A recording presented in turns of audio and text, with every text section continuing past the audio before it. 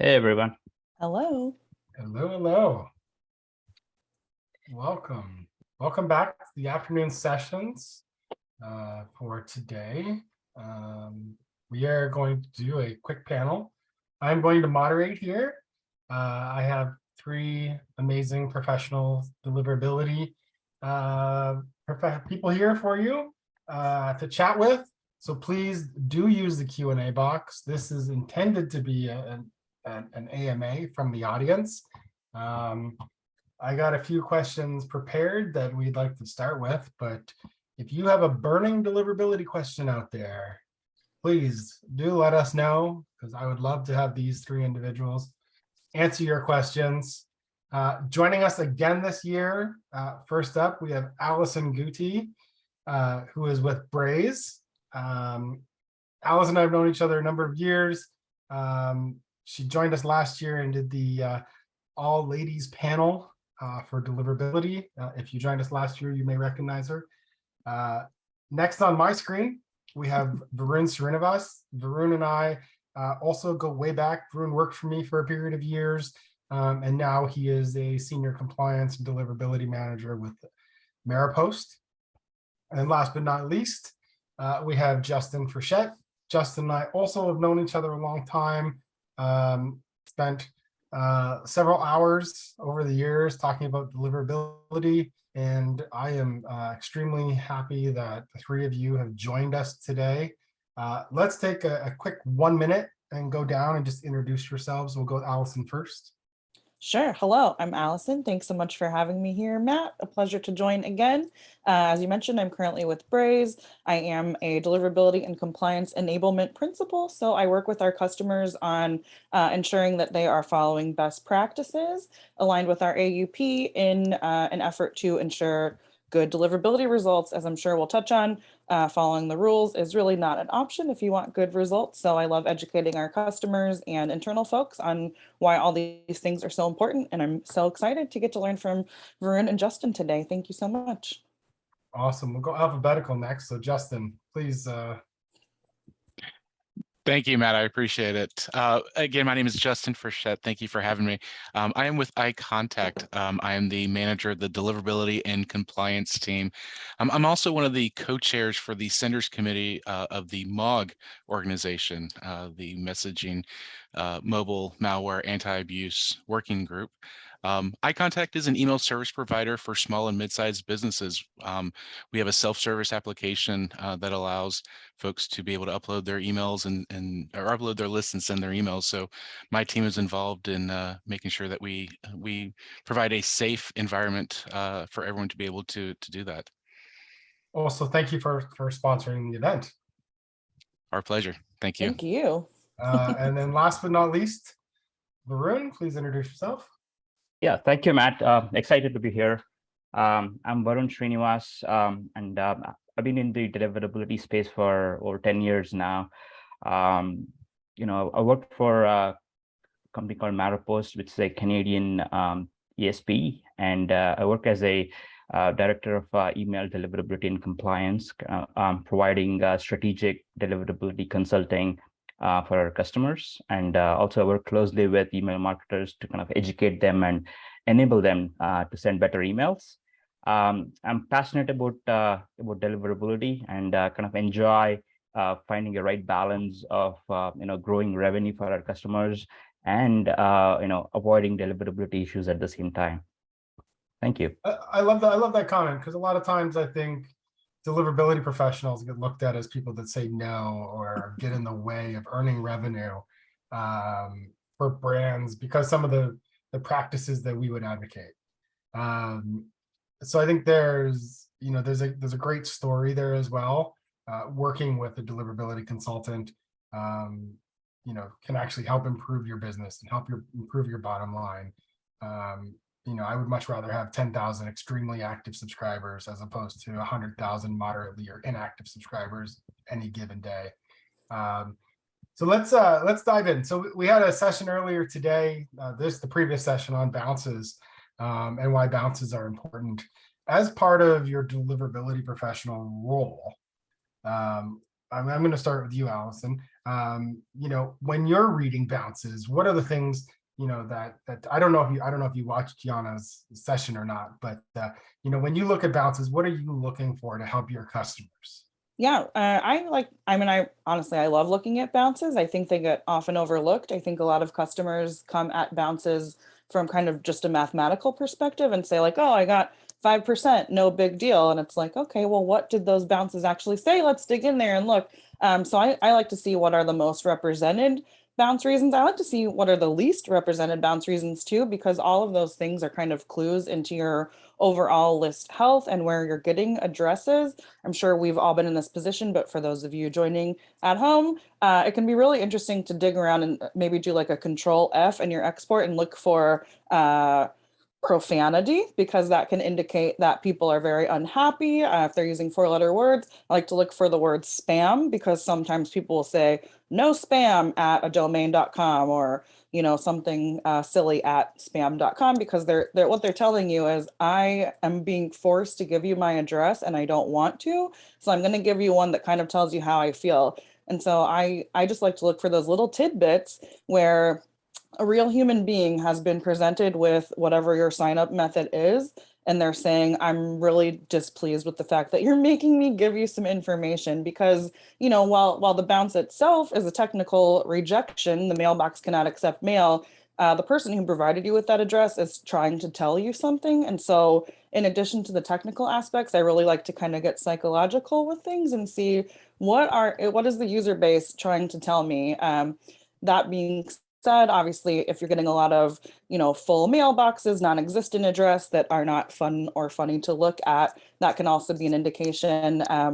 Maybe you exported or imported too old of a list. Maybe someone found a list, maybe you bought or borrowed or rented a list or did something unsavory that you thought would work out well, and it turned out not to work out well. I also feel like if you're new to deliverability or kind of confused about bounces, some of the codes can sound very opaque. Throw it into Google, see what other people have said. I feel like a lot of us have learned that way of just like dig around, go to page 10 of the Google results and see what people are saying for like, what the heck does this possibly mean? And you might not learn too much, but you might learn something good.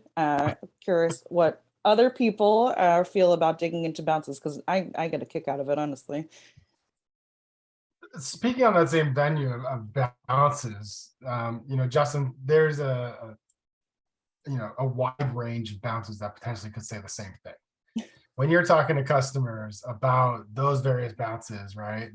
It's obviously, 550 user does not exist, but sometimes you'll get something like 550 message not allowed, which could mean the same thing. So when you're looking into bounces and discussing these types of things with your customers, what are you looking for from a bounce perspective and the error codes that you see come back? A lot of what Alison said, we look at, we have the opportunity to not only look at individual customers and their sends, but because we operate a shared sending environment, we're actually able to look at all of our customers sending. So able to group those bounces into certain categories. And a lot of the self-service ESPs, email service providers like iContact, will take kind of like a binary action on our customer sends when they're sending with regards to bounces, whether it's if this email address doesn't exist, we're going to stop sending to it for the customer so they don't have to manage that on their own. But it's those temporary, or those earlier we saw those, when those 4 bounces aren't so temporary. It's looking at those bounces that we don't take that binary action of, suppressing that email address and stop sending to it, that can really tell the story of, are these bounces ones that we should actually group together into an action that we no longer send to, and having the benefit of looking at more than just that individual customer, because a lot of the times those bounce reasons and codes that are coming back for that recipient could be because of that individual sender, not necessarily because of, say, the IP that it's on, and that email or that specific email address. Mail to that email address from other senders may deliver just fine. They've got a local policy maybe set up for your mail. They're telling you, we don't like it. And if you're able to look at those bounce reasons in mass and able to look at it. Okay, is this one client getting it, or is everybody getting it? You're able to then have those conversations with the customers. Like, no, they're specifically telling you stop. Right, right. When it comes to those like specific messages for a brand, I'm going to switch gears here for a second because I think this is an important thing to talk about. Varun, I'm going to throw it to you first. You know, coming in on sort of that brand or the domain reputation point of view, you know, how important is it to make sure you are properly branding authentication to your domain, link tracking, envelope from, mail from? You know, where do you find that on the spectrum for importance when it comes to email? Great question. I think authentication is, definitely at least at the top of the order. Because authentication is the primary purpose of authentication is to kind of verify the sender. To identify whether he's the legitimate sender or is not trying to, deceive, the receivers, right? So without authentication, there's no way to verify the identities, sent from a mail server, or to confirm whether the person who's sending is authorized to send email. So authentication is definitely important, for mailbox providers to kind of, to find, whether legitimate senders are actually sending an email, or even to differentiate between, legitimate senders and bad actors. So, and ISPs also use kind of authentication as one of their primary signals to build, to build reputation for a sender, or kind of, even build profiles around the sender to distinguish who is good and bad. So, yeah, authentication. Doing authentication is very important, as well as doing authentication, doing it right, is also very, very important. So there's a lot of guidance available, authentication, how to implement, authentication, different types of authentication, SPF, DMARC, DKIM, and all. So there's a lot of information available on the internet and even on the ESP's website. So I think my advice is, I think we have to make sure the senders have to make sure they know and understand what those authentication rules are before they actually start adding them in the DNS, what they actually do. For example, when you are updating a DMARC from monitoring policy to enforcement, so you need to make sure your domains that that all fall under your parent domain, is all authenticating properly and it's all aligned, right? So just kind of updating it without making proper checks would cause serious problems to your email delivery. So and once you start kind of implementing all these, and there are different tools available to monitor the email authentication to make sure there are no gaps. There are a lot of third-party tools available in the market that you could use to kind of verify your authentication, as well as a lot of free tools available on the internet as well to kind of to check your authentication. So also, I think Gmail is if you have signed up for Gmail Postmaster. So Gmail Postmaster tool provides authentication data for for messages that are sent to Gmail. So yeah, so authentication is very important. So just make sure that you don't leave the authentication half done. I always see examples of where they put in a DMARC record, but they miss putting the reporting address within the DMARC. So which is as good as kind of having a just as a monitoring policy, instead of even if you have updated to enforcement without without having a reporting address, it's nothing. So that makes your domain more vulnerable for bad actors, and if they pick those domains, and you won't even notice what's happening for your domain, so you'll be clueless. So If I can add on to that, if I Please. may, not just authentication, because I think a lot of the email service providers that are available to businesses these days will add on their own sort of authentication to their messages that they're allowing their customers to create and send.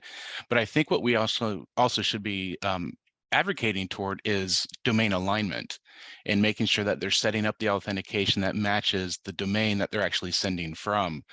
I look at that as not only just a good foundation of when building, setting up an email account or an email marketing account with an ESP, but we've seen it actually improve open rates for customers when they go from using shared DKIM authentication, DKIM signatures from the ISP to actually implementing and having their own domain injected into that message using the DKIM signature, and it matches the from domain. That from domain also has a DMARC record, so it's fully protected there. We're seeing open rates jump 60 to 100% higher with especially with ISPs like Microsoft Office 365, who are looking for domain alignment in those messages. Yeah, that's really good. We have a question in the Q&A. We'll get to it in just a second, but from a domain alignment point of view, Alison, is that something that, I know not every ESP supports it, but is that something that every brand should be achieving, looking at, or striving towards in regards to envelope from, mail from, link tracking, authentication records? What are your thoughts on that? I think that's a good goal. I think it's a little bit lofty. I feel like if you're a sender who's smaller and maybe doesn't have the volume to support that, maybe doesn't have the reputation to support that, it may be kind of out of bounds or maybe not even helpful, because I have friends, colleagues who work at other shared IP pool environments. Like at Braze, every sender has a dedicated IP, so we do insist that they have all this matching. But if you're a smaller sender and you only have a list of a few hundred people, you just may not have the reputation to be able to support your own alignment or even establish your own domain reputation. You may need to rely on that reputation from the ESP, who sends a lot more mail than you do, to ensure continued inbox placement. But that's not something I work with a lot right now, so I'm taking Justin's word for it. I don't know. Varun, I don't know if you have anything to add based on your current experience. I'm certainly keen to learn from you guys as well. No, not really. I mean, we have seen similar results as well with, we send a lot of our customers send through our shared environment, and, we always kind of encourage customers to use custom, their custom DKIM domain. That way they're aligned with their from domain, because our return path domain is something that, we don't offer customized. So, and definitely, I think, with ISPs, they need to kind of find a distinguishable character when they're sending in a shared environment, right? So there might be some bad actor doing bad thing within the same pool, but how do they differentiate between you and the other party? So as much as signals you can provide to distinguish yourself from other senders in the same pool, that will be helpful for ISPs to kind of rate you better in the reputation. Awesome. Great. There's a question here from the audience. As a delivery professional whose consulting likely comes at a premium. So, I've seen lots of different ESPs charge an hourly rate or a premium package rate for consulting services from deliverability professionals. How do you present value to your customers and prove that value is worth the money that the brand is spending when it comes to deliverability? So what are the, I think the question sort of is like, what are the benchmarks you're looking for? And if that's not the question, please ask again. When you're looking to offer these premium services, how do you convey the value that you're delivering as a deliverability professional? I don't know if any of your companies actually charge premiums for that. Maybe if one of them does or all of them do, you can speak up. Otherwise, still happy to hear your thoughts. Yeah, so at Braze, we definitely do charge for deliverability services. It's a contract basis. I won't go into all the pricing because that's not what we're here for. But anyway, yeah, we charge a lot. I'm very rich because of it. It's amazing. Not really. But I feel like that's one of those things that kind of sells itself. Luckily working on kind of our compliance org, by the time I'm talking to a customer, they are already seeing issues. And so they are very keen and interested in deliverability services once I have kind of demonstrated how much goes into this. All of us know it's not a quick fix. Our key phrase is there's no silver bullet. So once they kind of see how many things there are to untangle to improve their deliverability and sustain good results, I think they're very happy to pay for it because the results just speak for themselves. At that point, it's like selling water to a thirsty person. I think it's a lot harder of a sell when someone is not having deliverability problems, maybe doesn't even know what a deliverability problem is. And so if they've just been, batch and blasting their way through life and have never had to care too much about the results, saying to them, hey, I can really help you, but you may need to shrink your list a little bit, that's just not appealing at all.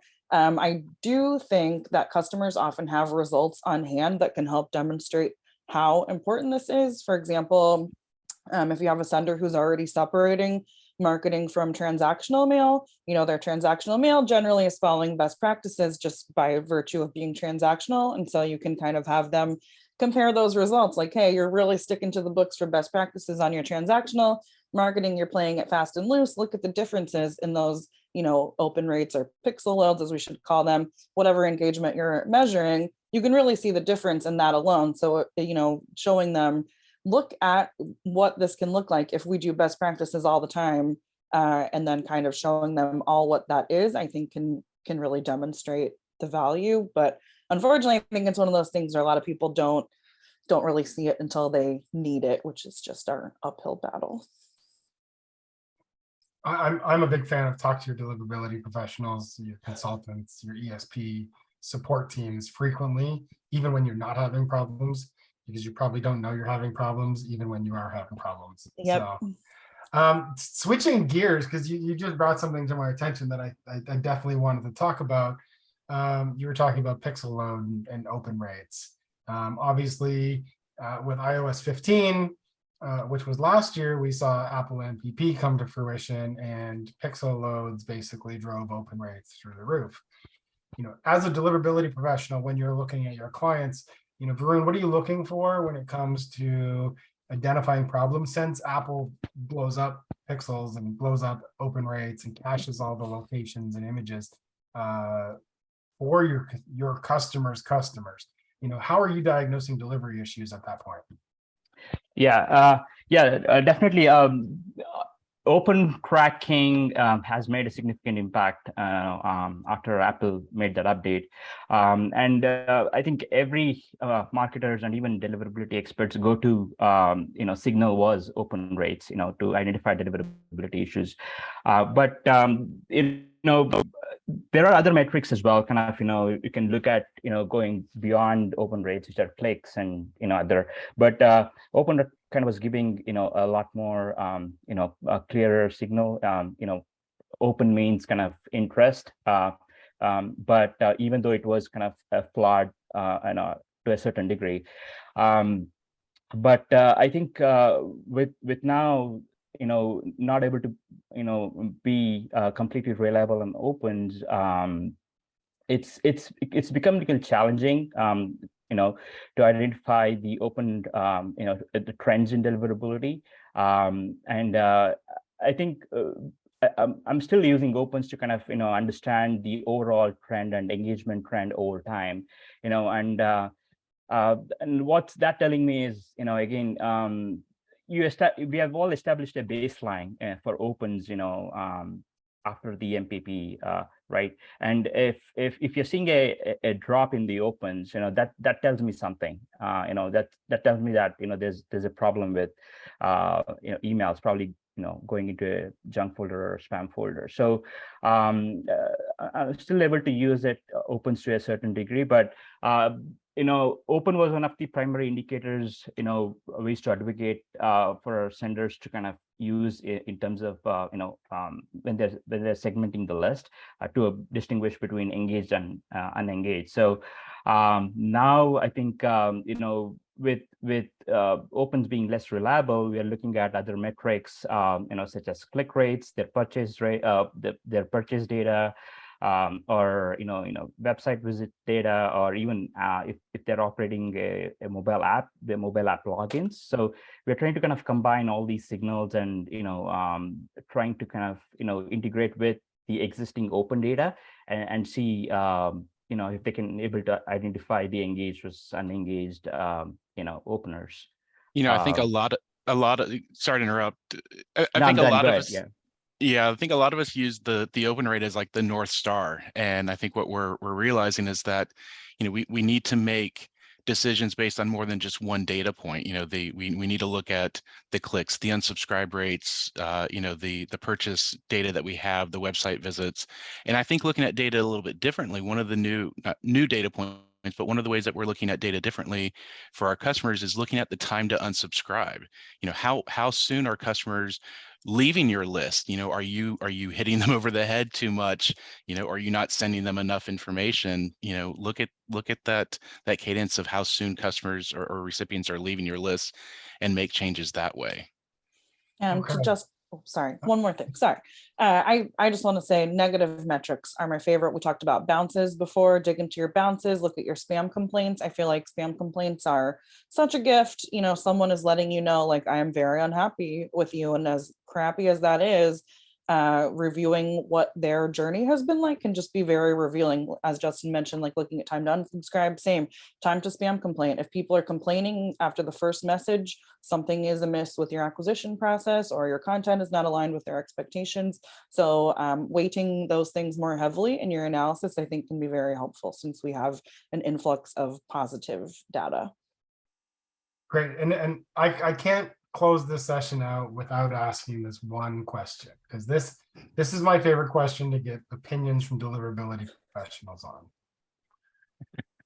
What do you do when your email lands in the promotions tab at Gmail? Pat yourself on the back. Job well done. You're a It didn't land in promotional email spam. Okay, so that's right. I think that's the correct answer in my opinion. So just any closing thoughts? We have 3 minutes left, so maybe 1 minute wrap up from each of you in regards to if you had one tip. We're going to go on my screen right to left, which means Varun goes first in regards to your 1 minute deliverability tip for the audience. Yeah, absolutely. I think with the holiday season around, I would just want to tell the audience that, don't experiment during the holiday season. Whatever testing strategy you want to do it before the holidays and make sure it's all thought through and you have a right plan to execute during the holiday season. Try and kind of prevent volume spikes as much as possible during the holiday season.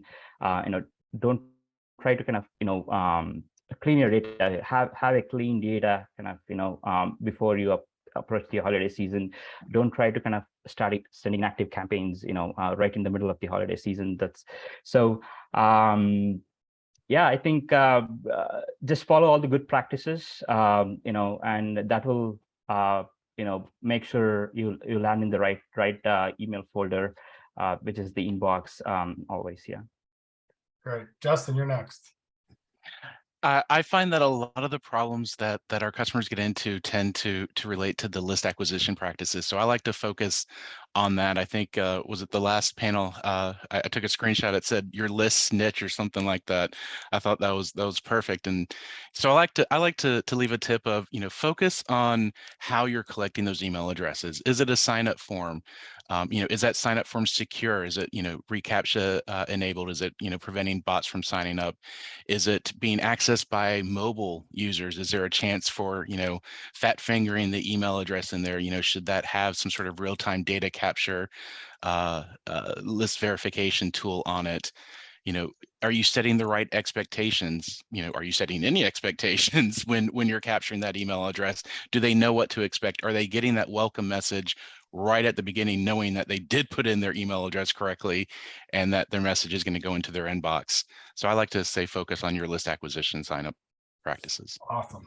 And then Alison, batting cleanup for the crew. Whew, all right, here we go. I want to second everything these two said. Justin, everything you said is absolutely where I come at this from. I'm big on root cause analysis. So I think the biggest thing is listen to your subscribers.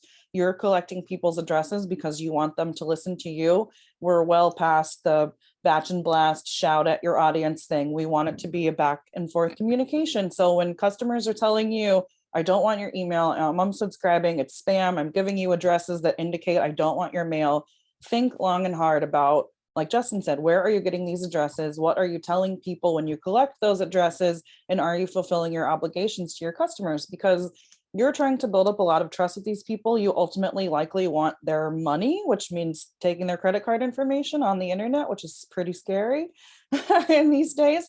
So if you're trying to demonstrate that you're a trustworthy company, you need to actually walk the walk and build that trust, and take hints from the people who are giving you feedback. Listen very closely. Don't just look at the opens, look at everything. So that's what I've got. Thanks so much. Awesome. Amazing. Thank you all for participating. We are going